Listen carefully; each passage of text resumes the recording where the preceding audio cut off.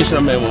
వాళ్ళతో పొత్తేంది వాళ్ళ 30 సీట్లు గెలిచినా మేము ఒకటి సపోర్ట్ చేసుకోవడానికి. వాళ్ళు గెలిచింది 22, మేము గెలిచింది 22. మాకు ఇండిపెండెంట్లకు 5 ఉన్నారు, ఎక్సెప్షన్ మెంబర్లు ఉన్నారు. లేకపోతే ప్రతిపక్షంగా కూర్చుంటాం. మేము ప్రతిపక్షంగా కూర్చుంటాం అబ్బా, సిద్ధంగా ఉన్నాం గెలిచిన వాళ్ళము.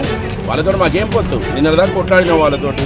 మేము పిచ్చోళ్ళం. వాళ్ళు 2.5 సంవత్సరాలు, వాళ్ళు 2 సంవత్సరాలు. మేమంటే 2.5 సంవత్సరాల తర్వాత అసెంబ్లీ ఎలక్షన్ వస్తే వాళ్ళు ఎందుకు పదవి దిగుతారబ్బా? వాళ్ళ పార్టీ ఇక్కడ ఎలక్షన్ టికెట్ తెచ్చుకున్న తర్వాత వాళ్ళు ఎందుకు దిగుతారన్నా?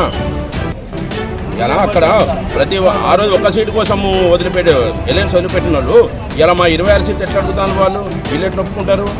మరి అక్కడ 60 సీట్లలో పోటీ చేసిన తర్వాత 22 మంది వెళ్తే అక్కడ 38 మంది ఓడిపోయినాడు ఉన్నాడు. వాని పరిస్థితి ఏంది? వాడికి పోవాలా? వాడేమైపోవాలా? వాడు ఆస్తులు అమ్ముకున్నాడు, పిల్లల పుస్తకాలు అమ్ముకున్నారు. వాళ్ళ పరిస్థితి ఏంది?